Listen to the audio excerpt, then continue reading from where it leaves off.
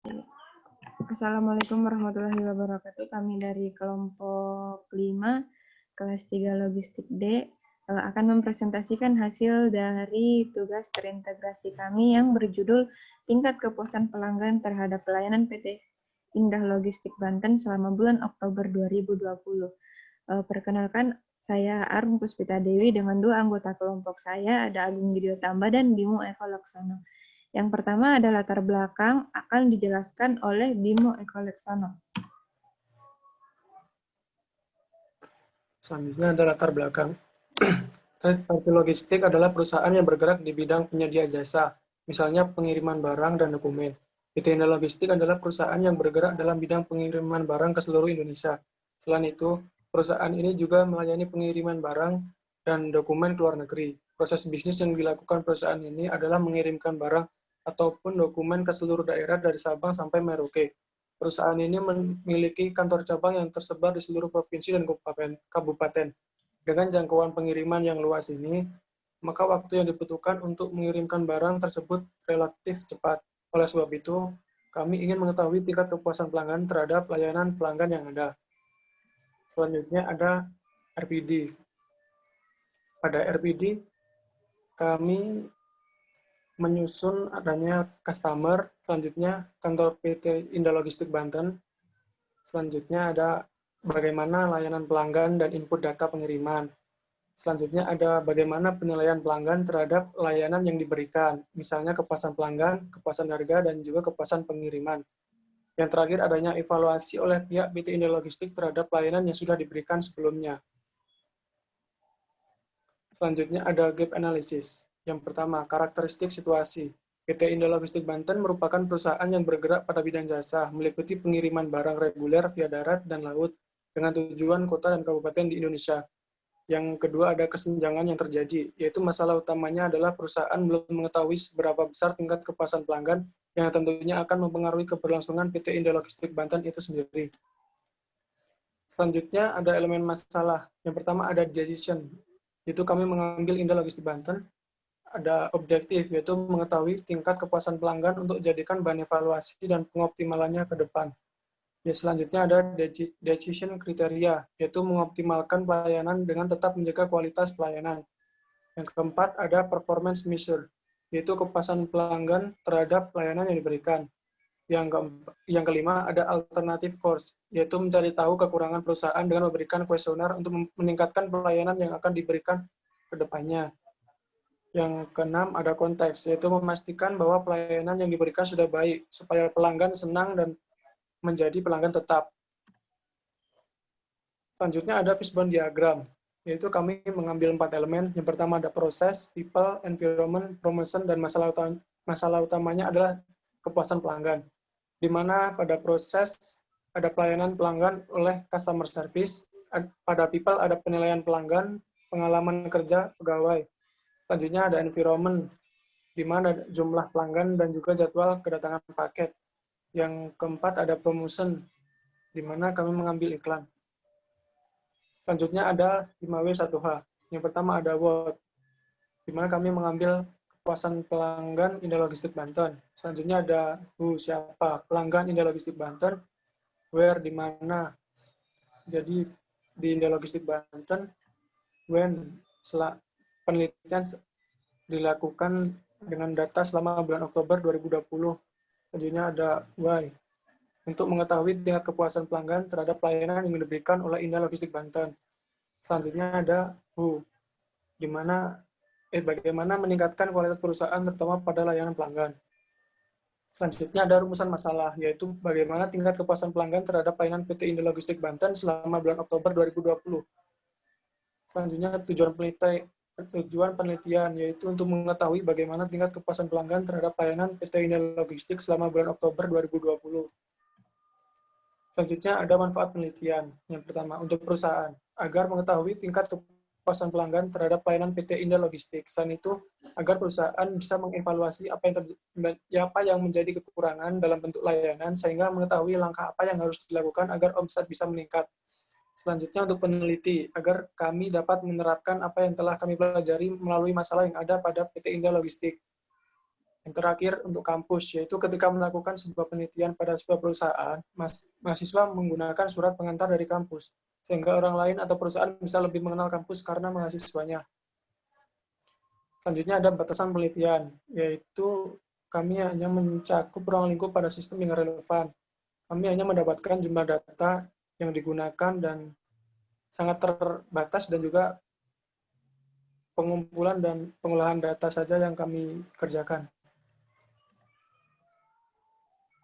Selanjutnya ada flowchart penelitian dan flowchart pengolahan data akan dijelaskan oleh Agung Gideotamba.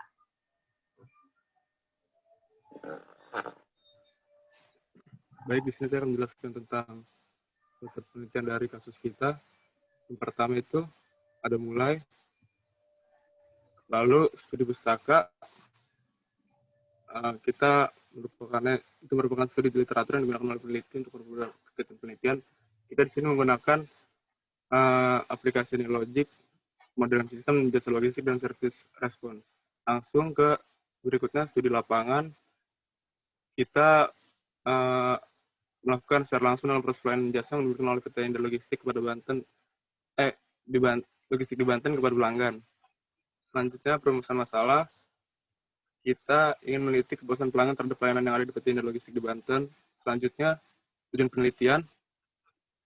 Tujuan penelitian dari penelitian kami ini untuk mengetahui tingkat kepuasan pelanggan terhadap pelayanan yang ada di PT Indo Logistik di Banten. Selanjutnya ke pengumpulan data. Kita mewawancarai pegawai Indo Logistik di Banten untuk memperoleh data-data yang kita butuhkan. Misalnya data pengiriman, data keuangan, dan lain-lain. Selanjutnya pengolahan data. Pengolahan data yang dilakukan secara menggunakan rich picture diagram, causal loop diagram, stock flow diagram, dan yang dibantu oleh aplikasi Logic. Pembuatan model, kita ada 2 tahap, itu model exciting, validasi model exciting, model usulan pembuatan. Selanjutnya kita ke analisis, dan dari analisis kita kesimpulan dan saran. Selanjutnya flowchart pengolahan data. Yang pertama itu mulai, selanjutnya pengumpulan data, lalu rich picture diagram, causal loop diagram, lalu membuat parameterisasi model dari model yang kita buat. Selanjutnya kita bikin stock flow diagram. Selanjutnya Logic, kita masukin data-data yang kita punya. Baru selanjutnya verifikasi apakah sudah sesuai dengan yang kita harapkan.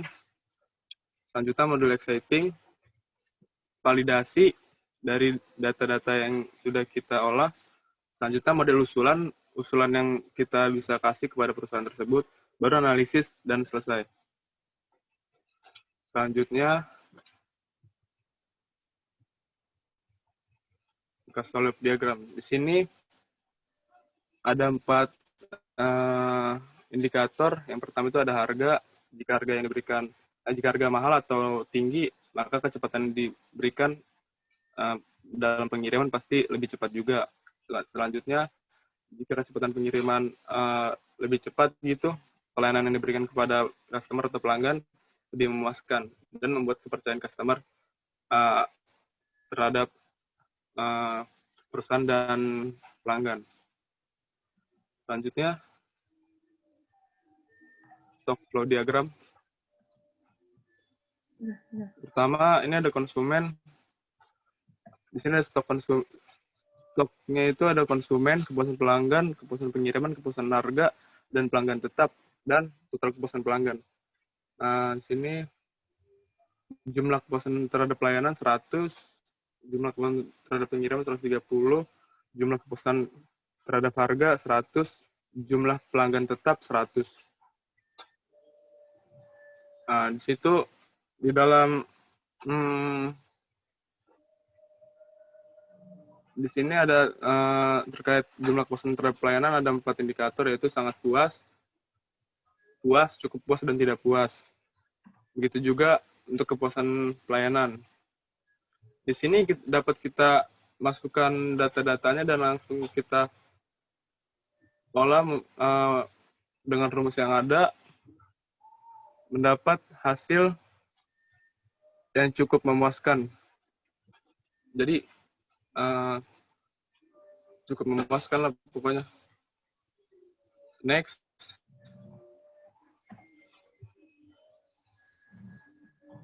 Selanjutnya ada model skenario 1.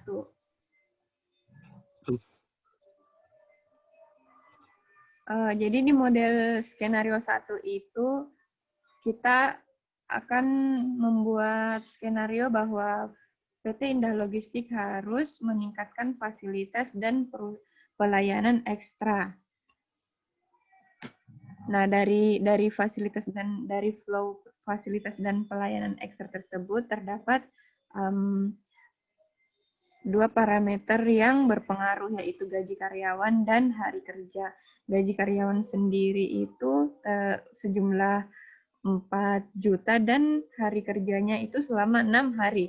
Kemudian pelayanan karyawan, jadi pelayanan karyawan ini berpengaruh terhadap fasilitas dan pelayanan ekstra.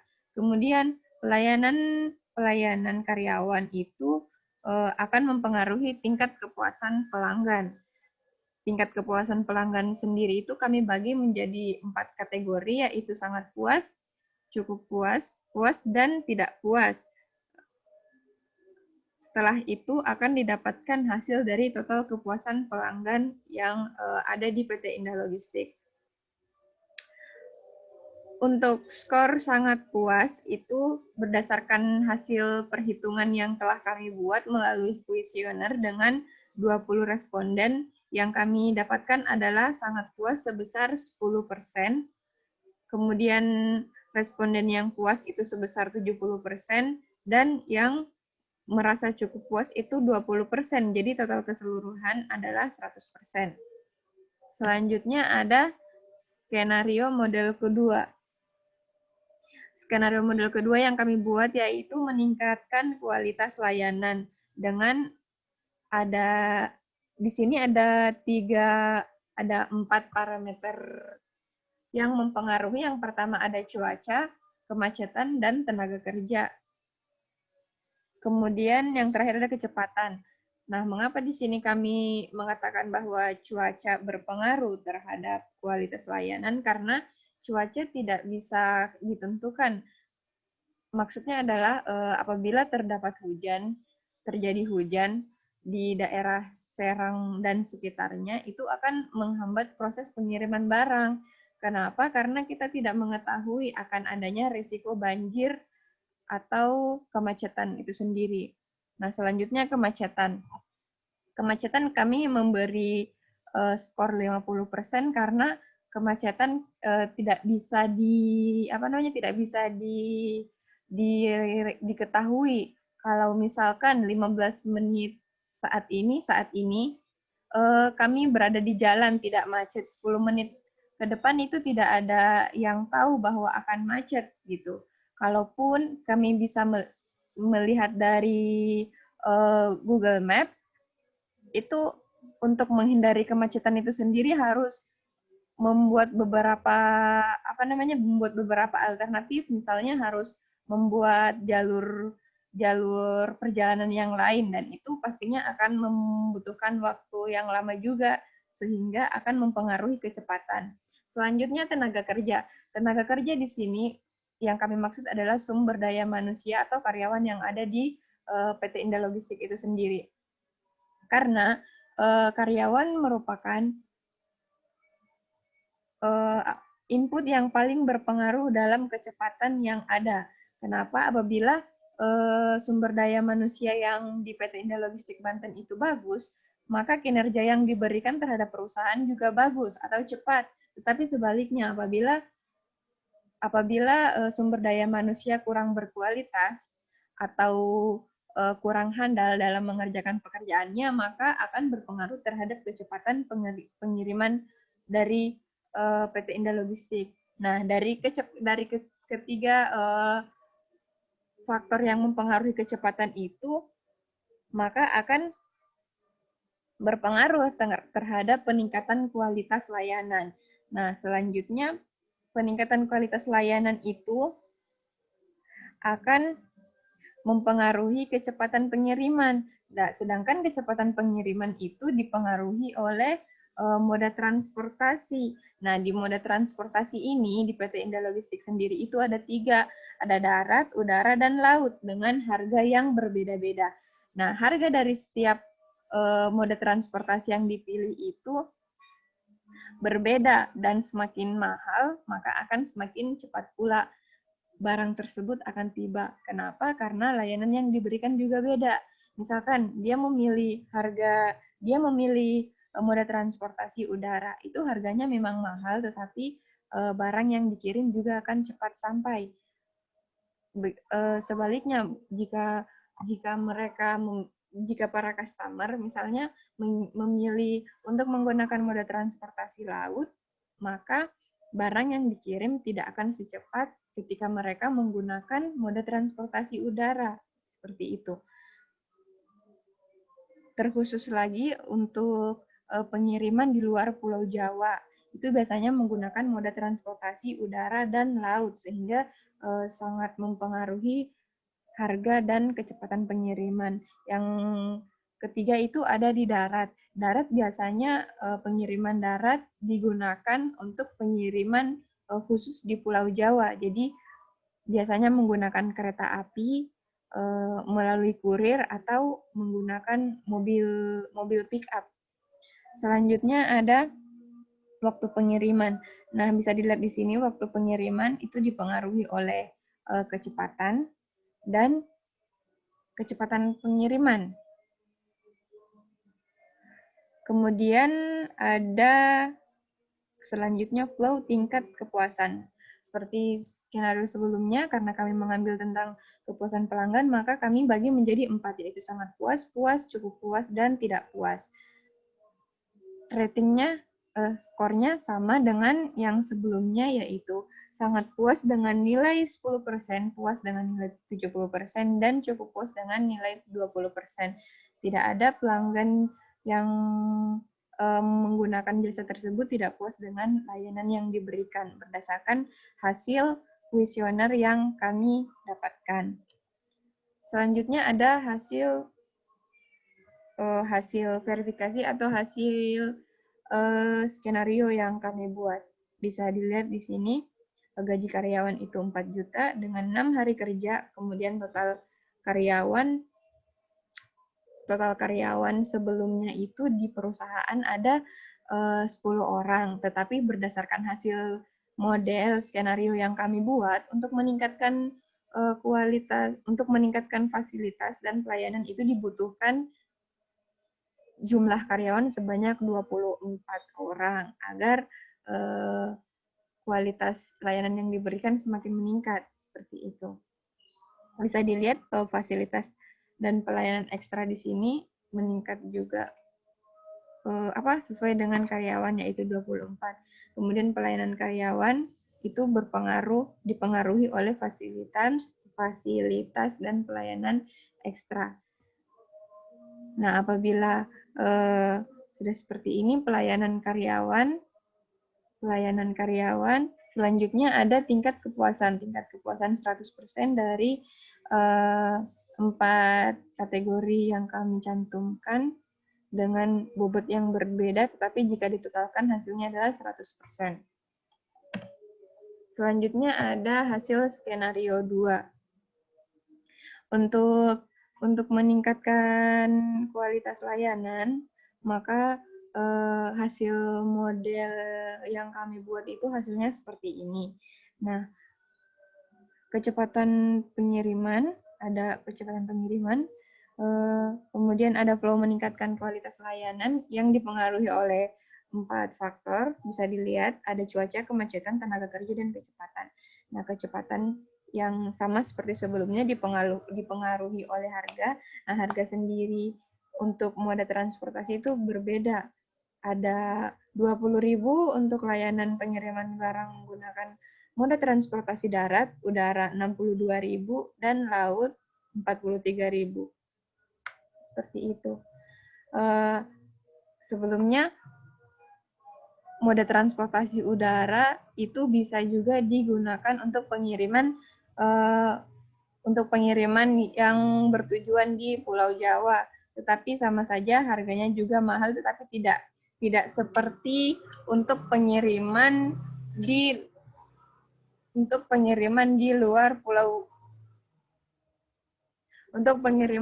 Pulau Jawa yang memiliki harga 62.000. Selanjutnya, moda transportasi yang digunakan itu berpengaruh terhadap waktu pengiriman dan tingkat kepuasan pelanggan. Tingkat kepuasannya itu sama seperti sebelumnya dibagi menjadi 4 kategori. Kemudian akan menghasilkan jumlah pelanggan yang puas.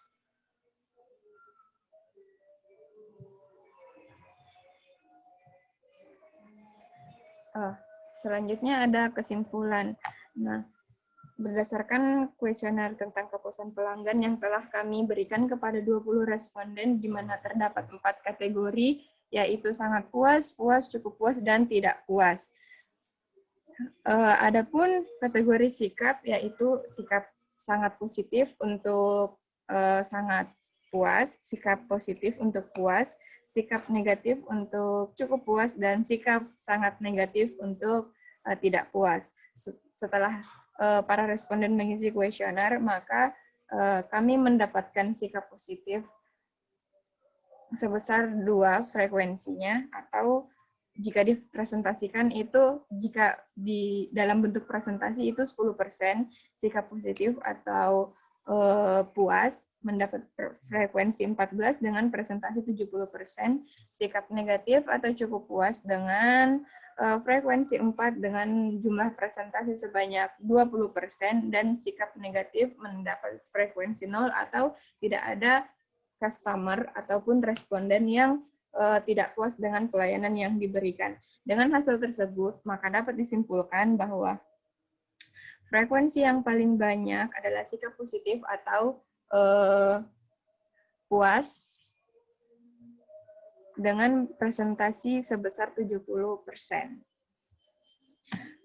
Sekian untuk kesimpulannya. Selanjutnya ada saran-saran, yaitu untuk PT Indah Logistik Banten secara berkala dilakukan survei terhadap kepuasan pelanggan agar dapat mengukur kepuasan pelanggan terhadap layanan yang telah diberikan. Selanjutnya dari evaluasi tersebut atau survei tersebut bisa meningkatkan kualitas layanan yang diberikan. Kemudian untuk penelitian berikutnya, saran untuk kami sendiri itu dilakukan penelitian lebih lanjut mengenai hal lain di PT Indah Logistik Banten. Sekian dari kelompok kami. Mohon maaf apabila terdapat banyak kesalahan.